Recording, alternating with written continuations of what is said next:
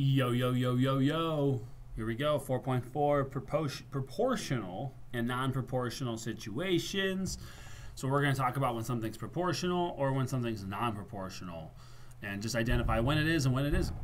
So proportional, that's what we've looked at for a while now, where we're in that format of just y equals k times x or y equals m times x. So it's just a number times x. There is no y-intercept afterwards. Non-proportional is when we have it be linear, so we have that something times x, but then we have the y-intercept. It's just when we still have a straight line, but it doesn't go through the origin. So here we go. The number of years since Keith graduated from middle school can be represented by the equation of y equals a minus 14, where y is the number of years and a is his age. Is the relationship between the number of years since Keith graduated and his age proportional or non-proportional? So if we just look at the equation, we can see a minus 14, because of this minus 14, it is non-proportional. If it was proportional, then there would have been, we couldn't have had that plus or minus anywhere. That's not allowed. So we're done. That's it. So we can look at the equation. If it's got that plus or minus, it's automatically non-proportional. Okay, we can look at a table. We can write the equation in, slope-intercept form of a table to determine if it is non-proportional. Or we can also just do y divided by x. So two ways I could do it. I could write the equation of the table by figuring out the rate of change, figuring out the y-intercept to determine if it's proportional. Or I can just simply do y divided by x each time. If I get the same answer each time, it is proportional. So, for example, remember y divided by x is just 30 divided by 2, which is 15. That means I get a 15 for every single one of these. Okay. If I do 90 divided by 8, okay, I don't think that's going to be 15, but what I'm going to do is I'm going to plug it into a calculator real quick just to confirm. 90 divided by 8 is 11.25. So because I got different answers, it's non-proportional.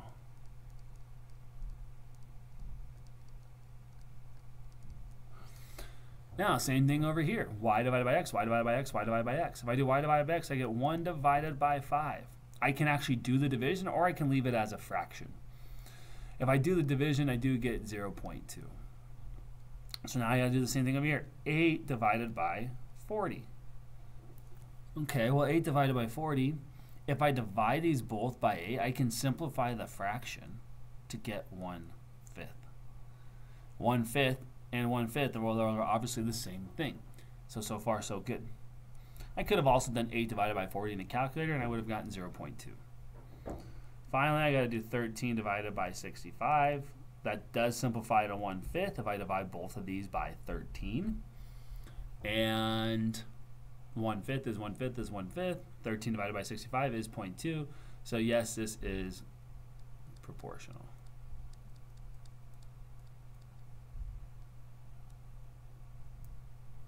Okay. And then if I were to write the equation of this, it'd be y equals 1/5 x.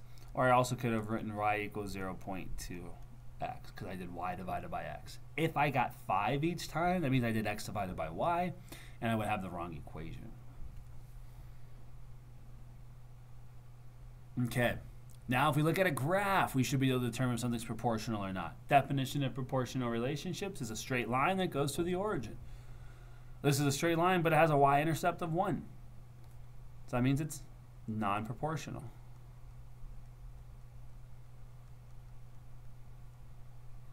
This is a straight line that goes to the origin. That means it is proportional. And that's it. It is as simple as that. If it doesn't make a straight line, it's automatically non-proportional. And if it does make a straight line but doesn't go through the origin, it is non-proportional. So go ahead, and I want you guys to try these 4 and see how you do. Try all 4. Say yes or no. Remember, I know we have our proportional relations are always y equals something times x, But as long as it's something times a variable, it's okay. So it doesn't have to be y and x. It can be different variables. Like this is d and t, that's okay. We can pretend like it's y and x. Okay, so try it out, see how you do. Okay, so 5 is proportional because it's just a number times x or t, but it's still proportional because I have something times a variable, and that's going to give me another variable. This one has an addition problem, non-proportional. I mean, it has an addition piece to it, so it's non-proportional. This one right here, also, because there's plus and minus right here, non-proportional. And because this one only has one variable, it's also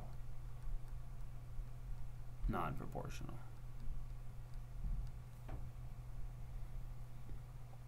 Okay, so because it's only one variable and not two variables, this is really just d equals 3.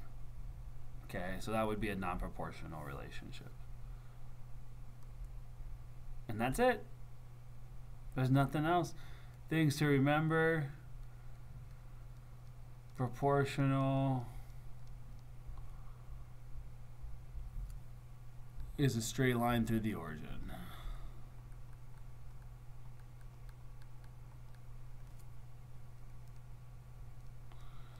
And then let's also put y divided by x, just because that's how we determine if it's proportional as well. Okay, if you have 2 independent practice problems, let's try to do that. And then that's it. Or not, it's just one problem. You're just comparing and contrasting the 2 graphs. So that's all I got. I hope this helped. If you guys have any questions, please let me know. For DSL.